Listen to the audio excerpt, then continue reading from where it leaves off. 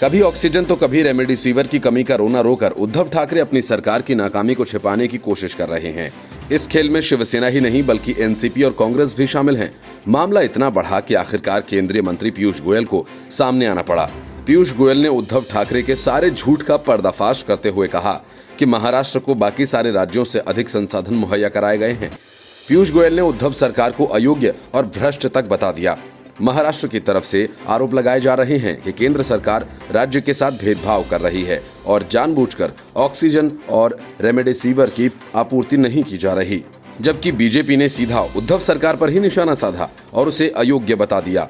महाराष्ट्र के मुख्यमंत्री उद्धव ठाकरे ने कहा कि उन्होंने राज्य के लिए ऑक्सीजन की आपूर्ति को लेकर शुक्रवार को प्रधानमंत्री नरेंद्र मोदी से फोन पर बात करने की कोशिश की थी, लेकिन प्रधानमंत्री बंगाल चुनाव में व्यस्त थे, इसलिए उनसे बात नहीं हो पाई। उद्यमियों, फिक्की और सीआईआई प्रतिनिधियों के साथ वीडियो कॉन्फ्रेंसिंग के जरिए बात करते हुए उद्धव ठाकरे ने कहा कि केंद्र महाराष्ट्र सरकार के साथ सहयोग कर रहा है। उन्होंने उद्यमियों से कोरोना वायरस की तीसरी लहर के बीच कामकाज जारी रखने के लिए तैयार रहने को कहा। इससे पहले उद्धव ठाकरे ने प्रधानमंत्री को पत्र भी लिखा था और कहा था कि अप्रैल के अंत तक राज्य को प्रतिदिन 2000 टन ऑक्सीजन की जरूरत पड़ेगी। अभी रोजाना 1200 टन ऑक्सीजन की खपत हो रही है। उन्होंने दक्षिणी राज्यों में स्थित स्टील प्लांट से विमानों के जरिए ऑक्सीजन लाने की अनुमति भी मांगी थी। वहीं केंद्रीय वाणिज्य एवं उद्योग मंत्री पीयूष गोयल ने कहा कि किसी भी अन्य राज्य की तुलना में महाराष्ट्र को सबसे ज्यादा ऑक्सीजन की आपूर्ति की गई है। केंद्र सरकार महाराष्ट्र के लोगों की भलाई के लिए बेहतर काम कर रही है। महाराष्ट्र की समस्या ऑक्सीजन की कमी नहीं बल्कि अयोग्य और भ्रष्ट सरकार है जो वहां राज कर रही है। गोयल ने कहा कि महाराष्ट्र के लोग मेरे स्वजन मेरी जवाबदारी का ईमानदारी से पालन कर रहे हैं। अब समय आ गया है कि मुख्यमंत्री भी मेरा राज्य मेरी जवाबदारी की भावना से अपना कर्तव्य निभाएं।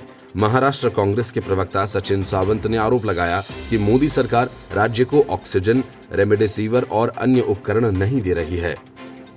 रेमडेसिविर का उत्पादन करने वाली कंपनीज को राज्य को दवा नहीं देने के लिए कहा जा रहा है। सप्लाई करने पर उनके लाइसेंस रद्द करने की धमकी दी जा रही है।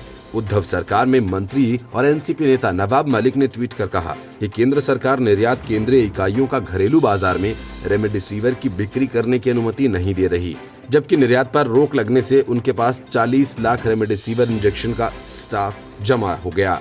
केंद्रीय रसायन और उर्वरक मंत्री मांडविया ने मलिक के इस आरोप का जोरदार तरीके से खंडन किया।